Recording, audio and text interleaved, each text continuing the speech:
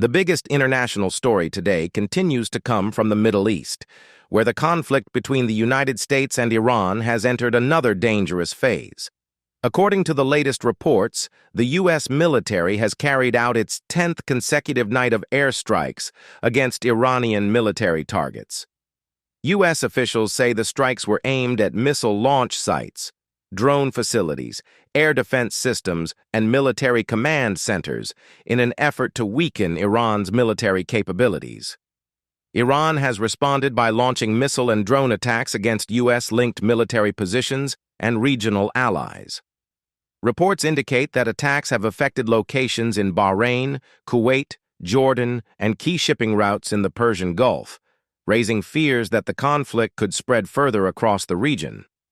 One of the biggest concerns remains the Strait of Hormuz, one of the world's busiest oil shipping routes. Continued attacks on commercial vessels and military activity in the area have disrupted maritime traffic, while global energy markets remain under pressure due to concerns over oil supplies. Adding to the crisis, Yemen's Houthi movement has announced measures targeting shipping linked to Saudi Arabia in the Red Sea, creating another potential flashpoint for international trade. Analysts warn that disruption in both the Strait of Hormuz and the Red Sea could have serious consequences for global shipping and fuel prices. Meanwhile, diplomatic efforts are continuing behind the scenes. Pakistan, Qatar, Oman, and several other regional countries are reportedly trying to encourage dialogue and reduce tensions. However, despite these efforts, no breakthrough or lasting ceasefire agreement has been announced so far. Military analysts say the coming days will be critical. If both sides continue exchanging strikes, the conflict could expand beyond Iran and the United States, increasing risks for neighboring countries and affecting global markets, transportation, and energy security.